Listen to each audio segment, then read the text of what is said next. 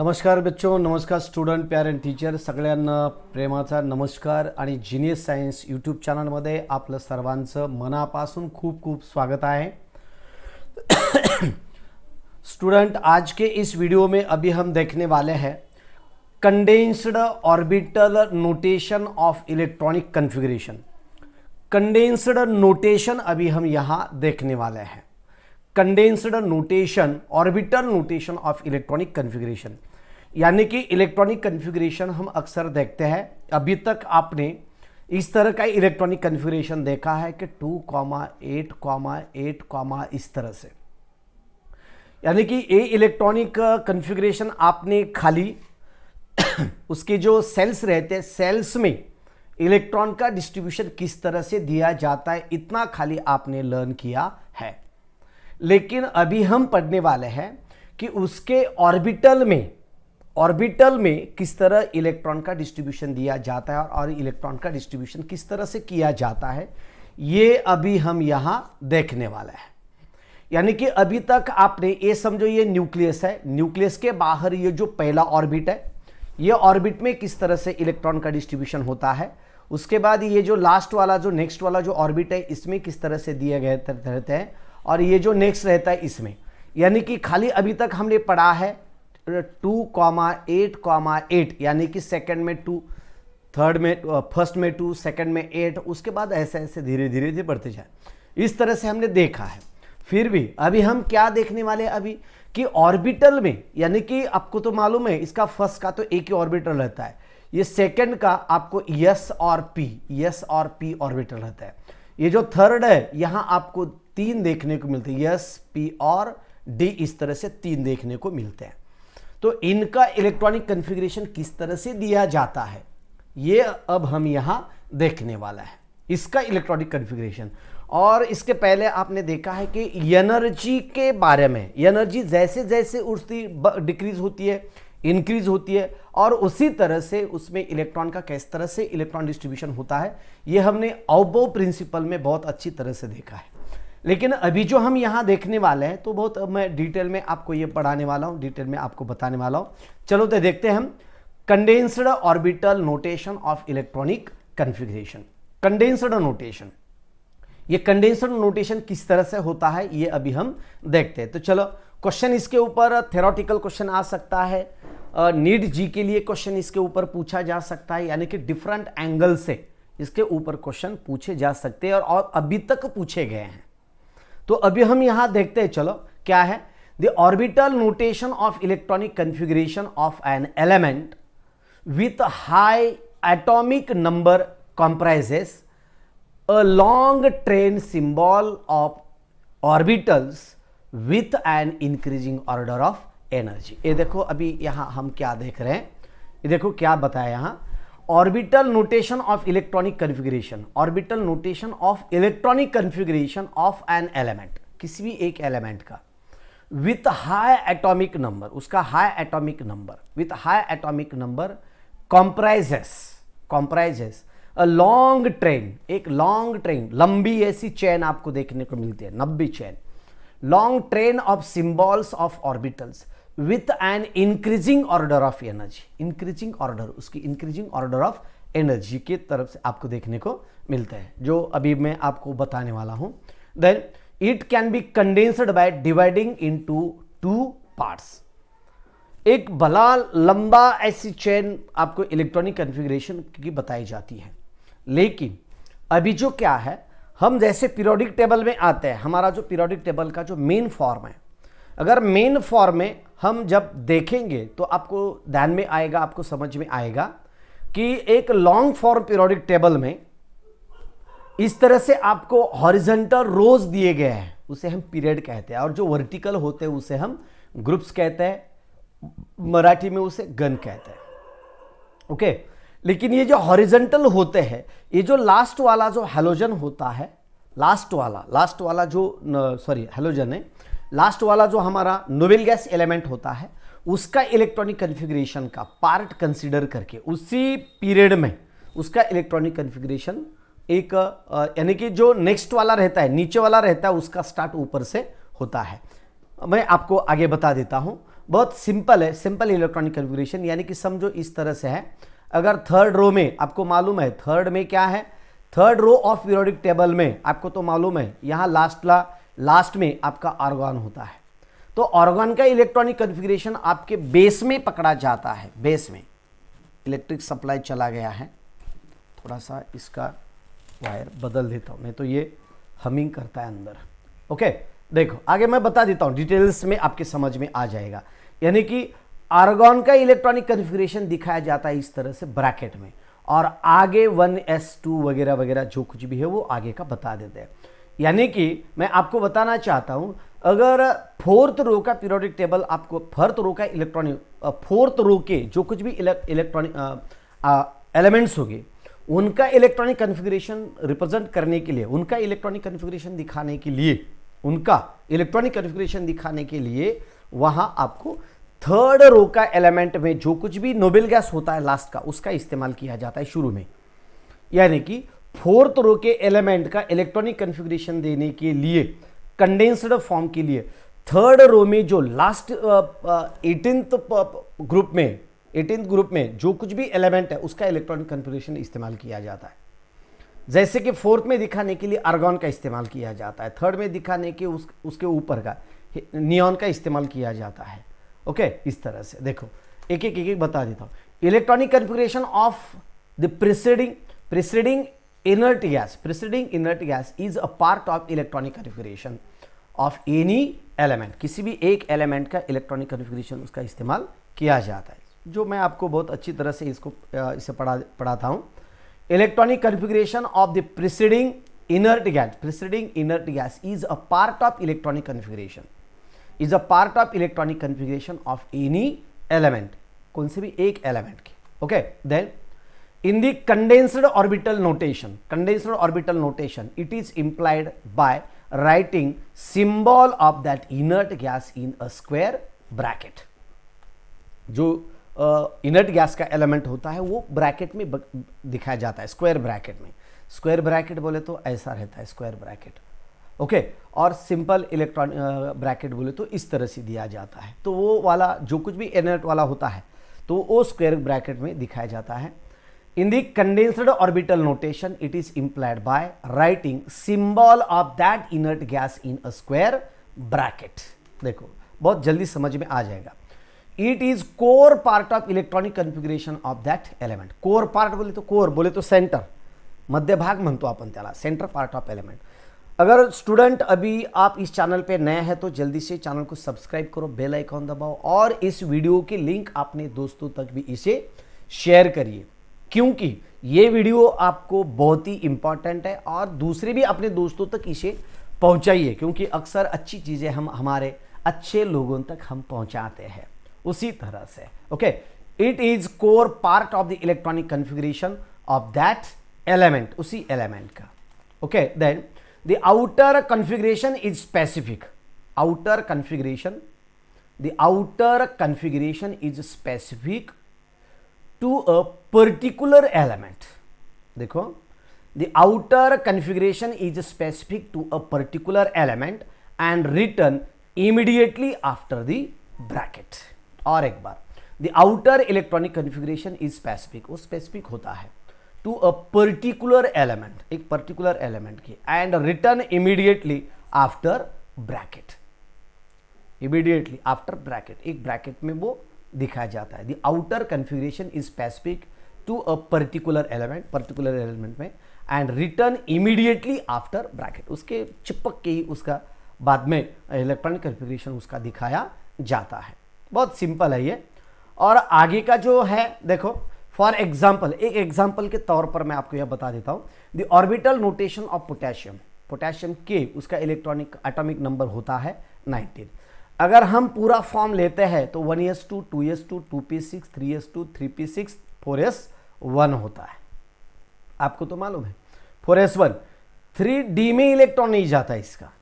आप समझेंगे कि सर तो इसका s के बाद 3s2, 3p6 है और 3d है ना, इसके बाद भी 3d आता है ना सर। ये जो 6 के बाद जो इलेक्ट्रॉन आएगा वो d में जाएगा ना सर, एक इलेक्ट्रॉन तो नहीं जाता, ये d में नहीं जाता। P के बराबरी एक इक्वल लेवल में एनर्जी होने वाला जो ऑर्बिटल है वो है s ऑर्बिटल, और इसलिए इलेक्ट्रॉन d में जाने के बजाय इलेक्ट्रॉन फर्स्टली किस में एंट्री करता है, इलेक्ट्रॉन 4s में एंट्री करता है। तो 4s में इस तरह से वो जाता है। ओके, इट कोर देखो, its core part is the electronic configuration of preceding inert gas argon. Presiding उसका जो बिफोर होता है, जो पहले वाला इलेक्ट्रॉनिक होता है वो कौन होता है, that is the presiding inert argon, this one. ये देखो, मैं अभी आपको यहां पीरियोडिक टेबल लेके आपको बता देता हूं। पीरियोडिक टेबल में अगर मैं बता दूं तो आपको थोड़ा सा जल्दी समझ में आ जाएगा, जल्दी समझ में आ जाता है। जो मैंने बोला था कि थर्ड रो का एलिमेंट का इलेक्ट्रॉनिक कन्फिगरेशन देना है, तो थर्ड रो का इलेक्ट्रॉनिक कन्फिगरेशन देने के लिए फर्स्ट रो का एलिमेंट का इस्तेमाल किया जाता है। और उसके बाद जो नेक्स्ट वाला होता है इसी तरह से, देखो मैं आपको यहां अभी बता रहा हूं, ये जो है ना हमारा इलेक्ट्रॉनिक कन्फिगरेशन, समझो मैं इसे थोड़ा सा छोटा करके लेता हूं, बाद में इसे हिलाएंगे हम, बाद में हिलाएंगे, अभी मैं आपको यहां बता देता हूं।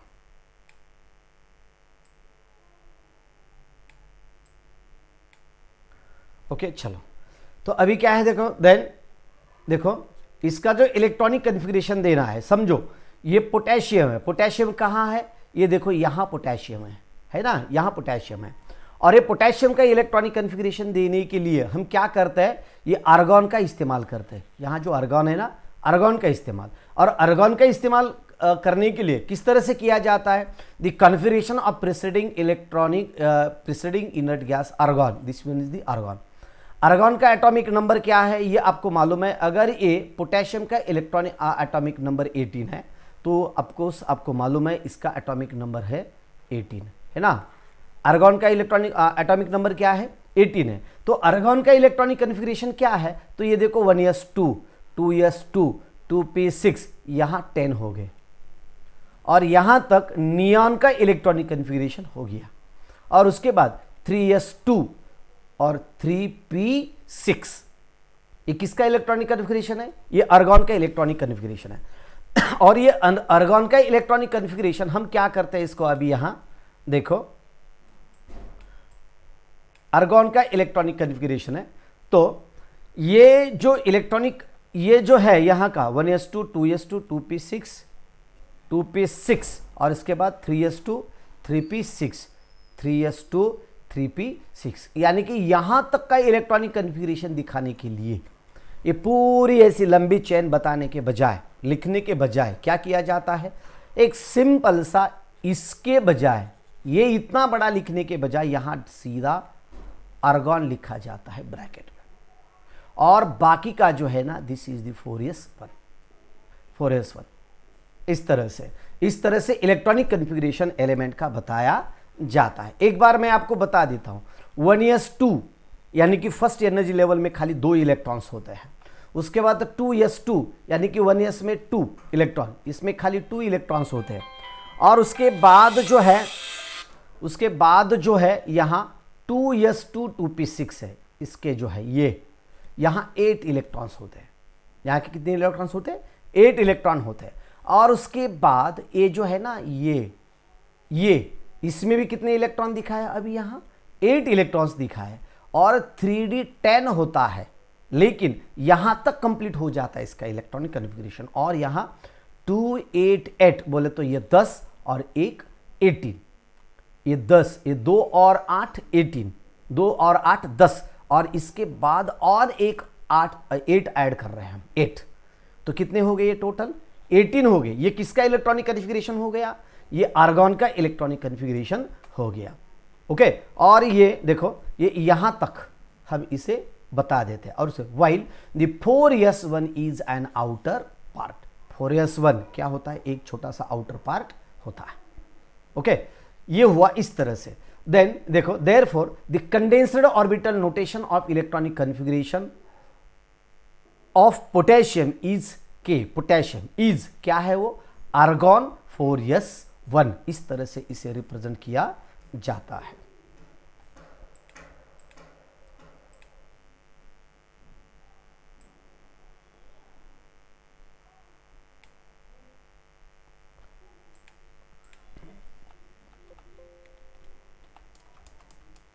ये देखो इस तरह से, ये आर्गॉन का है। आर्गॉन किस तरह से लिखा जाता है, तो आर्गॉन इस तरह से आपको 4s1 से दिखाया जाता है, इस तरह से, है ना। ये के आर्गॉन, ये पोटेशियम का इलेक्ट्रॉनिक कॉन्फ़िगरेशन है।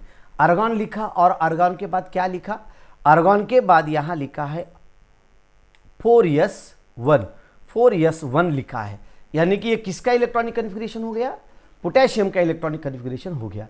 तो इस तरह से इसका, ओके। तो ये जो है ना, ये लंबा फॉर्म, तो लंबे फॉर्म में लिखने के बजाय हम इसे इस तरह से भी लिख सकते हैं, आर्गॉन 4s1, ये हो गया। इतना बड़ा चेन लिखने के बजाय, एक लंबी सी ट्रेन दिखती है आपको, इतना बड़ा लिखने के बजाय यहां क्या लिख सकते हैं, एक छोटा सा पार्ट भी हम यहां लिख सकते हैं, छोटा सा पार्ट भी, यहां एक खाली इतना सा पार्ट हम लिख सकते हैं। ये हुआ इसका इलेक्ट्रॉनिक कॉन्फ़िगरेशन, किसका, पोटेशियम का, okay. Then the following table, जो नीचे एक टेबल में आपको बताने वाला हूं, table displays the detailed and condensed orbital notation of electronic configuration of various elements with atomic numbers of 1 to 30, 1 to 30, यानी कि 1 से 13 तक, ये 1 से 30 तक, यानी कि 30 तक इसका इलेक्ट्रॉनिक कॉन्फ़िगरेशन आपको यहां दिखाया गया है, ओके। मैं आपको यहां बता देता हूं, एक छोटा से 2 पार्ट में आपको यहां बता देता हूं, 2 पार्ट में इसको मैं कन्वर्ट कर देता हूं, 2 पार्ट में। अगर हम बड़ा सा टेबल ले लेते हैं तो यहां कंप्लीटली नहीं हो पाएगा ये,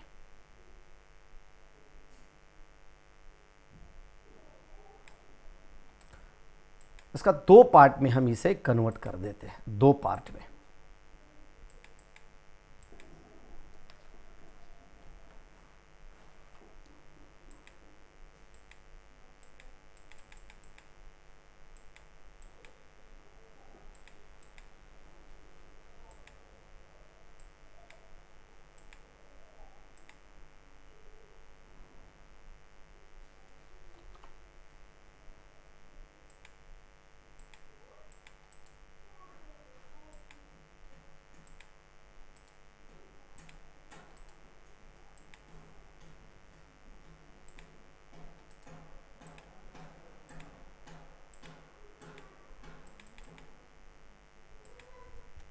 ओके, चलो आगे बता देता हूँ, थोड़ा सा प्रॉब्लम आ रहा है यहाँ, ओके। इस तरह से एग्जाम्पल, ऑर्बिटल, ये पोटेशियम हो गया,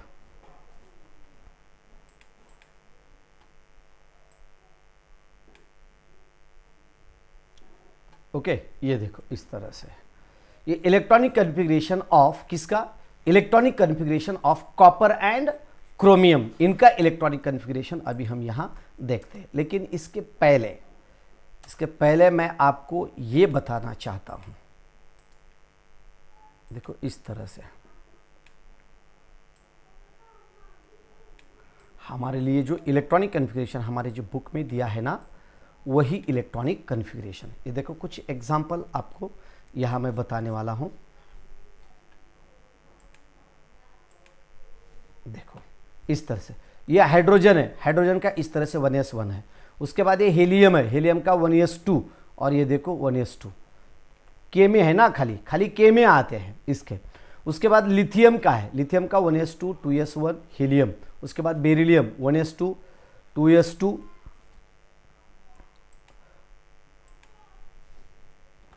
ओके। और ये देखो हीलियम, हीलियम का लिखा जाता है, लिथियम के लिए हीलियम का, यानी कि उसके ऊपर का एलिमेंट का इस्तेमाल किया जाता है। बोरॉन के लिए हेलेमन का, सॉरी हीलियम का, कार्बन के लिए हीलियम का।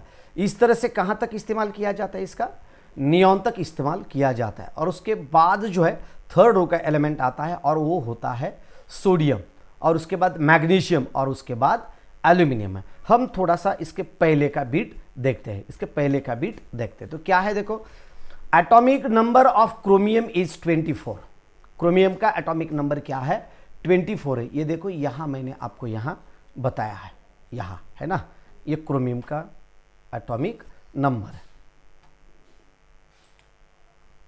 ओके, ये क्रोमियम का एटॉमिक नंबर कितना है? क्रोमियम का एटॉमिक नंबर कितना है? 24 है।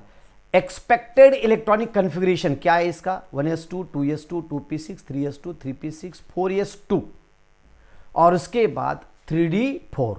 डी की कैपेसिटी होती है 10 इलेक्ट्रॉन की, डी की, लेकिन यहां कितने हैं देखो, अगर हम किसका एडिशन करते हैं तो 2 और 2 4 और 6 10, और उसके बाद ये 2 ये हो गए 10, और उसके बाद ये दोनों ये हो गए 8 10 8, और ये हो गए ये 2 इसमें आ गए तो ये 10 10 10 20, और ये 4 24 हो गया, है ना, 24 हो गए। तो इस तरह से इसका इलेक्ट्रॉनिक कॉन्फ़िगरेशन है।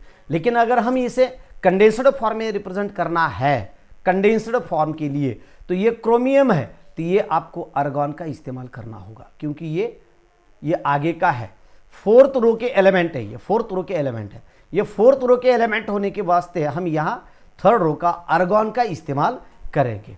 तो इसके बजाय यहाँ तक इसका इलेक्ट्रॉनिक कॉन्फ़िगरेशन दिया जाता है 3p6 के बाद, और उसके बाद 4s2 और 3d4 ये आगे लिखा जाता है। कैसे? ये देखो, inter electron, hence it has less stability. Okay, the third case, the 3d is not half field, hence it has less stability.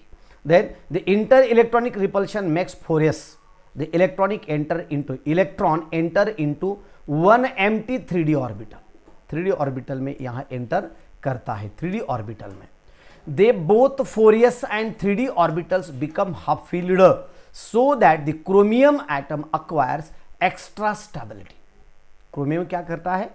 Extra stability उसे मिलती है। इट्स इलेक्ट्रॉनिक कॉन्फ़िगरेशन, उसका इलेक्ट्रॉनिक कॉन्फ़िगरेशन क्या होता है? तो उसका इलेक्ट्रॉनिक कॉन्फ़िगरेशन आपको इस तरह से देखने को मिलता है। तो वो क्या होता है? देखो इस तरह से 1s2 2s2 2p6 3s2 3p6 4s1 3d5 3d5 इसका इलेक्ट्रॉनिक कॉन्फ़िगरेशन। लेकिन आपको कंडेंस्ड फॉर्म में बताने के लिए, कंडेंस्ड फॉर्म में बताने के लिए ये देखो आगे का मैं इलेक्ट्रॉनिक कॉन्फ़िगरेशन आपको यहां बता देता हूं। ये किसका हो गया?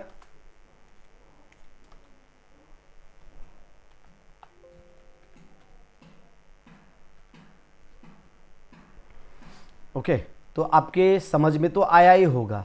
जो 4s1 है ये 3d5 में, लेकिन यहां तक का जो पार्ट होता है तो इस तरह से इसे लिखा जाता है। ओके, और आगे then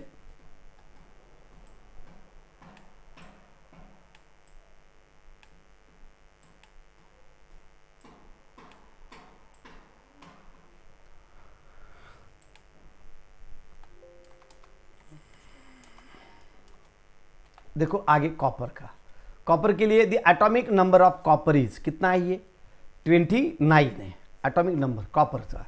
okay, the expected electronic configuration इसका इस तरह से होता है, कितना? 1s2 2s2 2p6 3s2 3d6 4s2 3d9, इस तरह से इसे लिखा जाता है।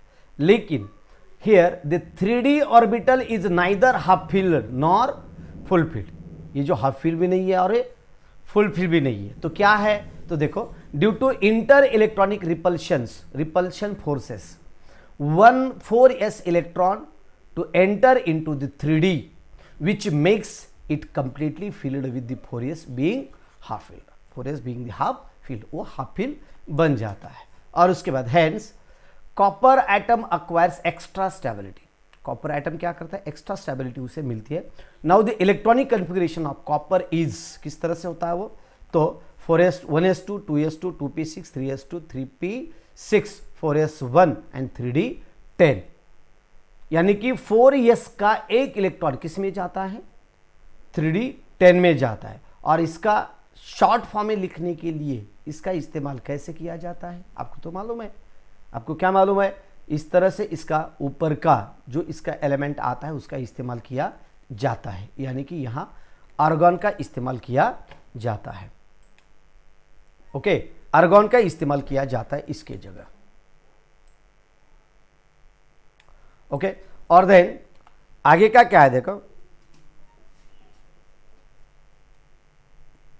देन आइसो इलेक्ट्रॉनिक स्पेसीज, ये क्या है? तो देखो, atoms and ions having the same number of electrons, electron की संख्या सेम होती है एटम और आयन्स में, इस तरह से चीजें आपको देखने को मिलती है। Same number of electrons,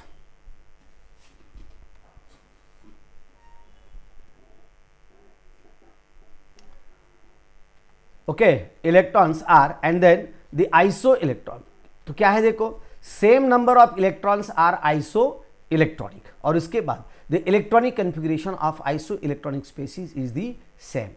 consider K positive cation formed by removal of one electron from K atom, potassium से अगर एक इलेक्ट्रॉन रिमूव करने के बाद ये इस तरह सा पॉजिटिवली चार्जड बन जाता है, और इसके बाद which has 19 electrons, that is Z is equals to 19 electrons, that is Z equals to 19, therefore that K plus has the 18 electrons।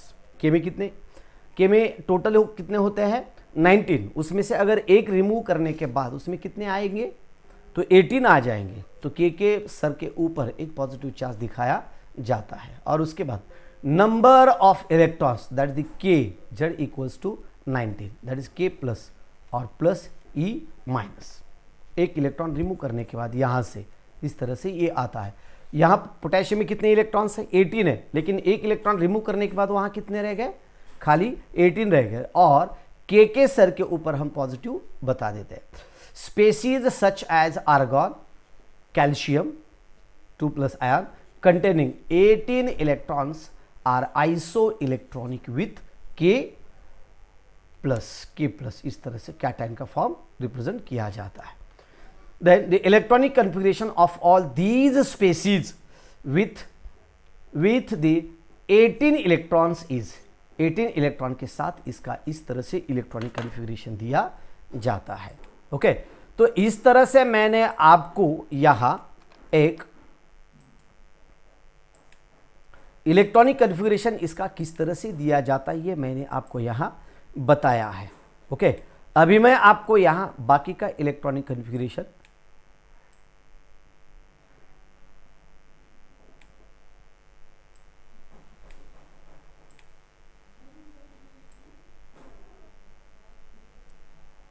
तीस एलिमेंट का इलेक्ट्रॉनिक कन्फिगरेशन इसके पहले हमने देखा है।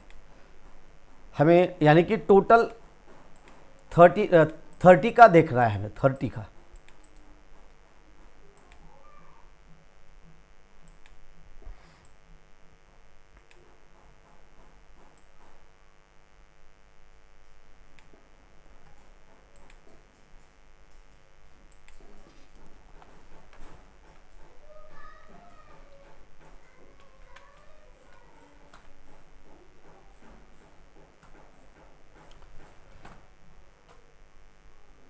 ये देखो इस तरह से अभी हम यहाँ देखते हैं, तो किसका इलेक्ट्रॉनिक, आपको मालूम है ये सबका इलेक्ट्रॉनिक कन्फिगरेशन आपके लिए यहाँ दिया गया है, सबको तो दिख तो रहा है ना।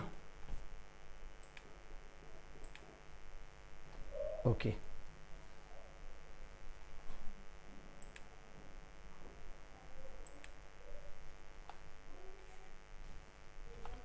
ये देखो बेरिलियम का इस तरह से लिखा जाता है, उसके बाद कार्बन का इस तरह से लिखा जाता है हीलियम के लिखने के बाद, और ये कहाँ तक हीलियम लिया है हमने, यहाँ तक, यानी कि नियॉन तक, और उसके बाद नियॉन का कंप्लीट करने के बाद सोडियम के लिए, पोटेशियम के लिए, सोडियम के लिए, Na के लिए हम Ne का इस्तेमाल करते हैं, नियॉन का। इसके बाद ये देखो इस तरह से लास्ट K में इतने हैं, L में है, M में है और N में है। जैसे जैसे इलेक्ट्रॉन बढ़ेगा वैसे वैसे इलेक्ट्रॉनिक कन्फिगरेशन उसका बढ़ जाता है। उसके बाद हम देखते हैं सिलिकॉन में। सिलिकॉन में क्या है, देखो इस तरह से नियॉन नियॉन नियॉन नियॉन का इस्तेमाल किया जाता है शॉर्ट फॉर्म के लिए। और इसके बाद जो आगे का है जो पार्ट ये है ना, ये आर्गॉन का इस्तेमाल किया जाता है 30 का। तो यानी कि इलेक्ट्रॉनिक कन्फिगरेशन बड़ी लंबी सी चेन लिखने के बजाय एक छोटे से फॉर्म में भी इसे लिखा जाता है।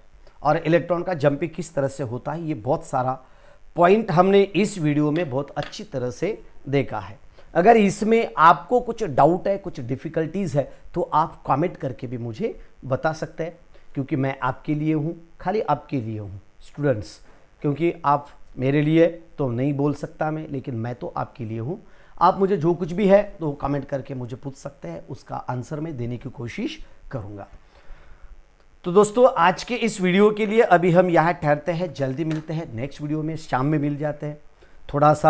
कल थोड़ा सा इंटरनेट का, इलेक्ट्रिसिटी का प्रॉब्लम आ गया, और रात को तुम्हारा मैथमेटिक्स की बैच होने के बाद थोड़ा सा सॉफ्टवेयर में प्रॉब्लम आ गया था, और वो क्लियर करने के लिए मुझे थोड़ा सा सुबह से 12 बजे तक मैं वही करते बैठा, और मैं लाइव सेशन सुबह का नहीं ले पाया, बहुत दूसरे लैपटॉप से मुझे करना पड़ा, तो इसलिए थोड़ा सा प्रॉब्लम आया था। तो आज के इस वीडियो के लिए यहाँ हम ठहरते हैं, जल्दी मिलते हैं शाम को। तब तक जय हिंद, जय भारत बच्चों, बाय बाय। चलो।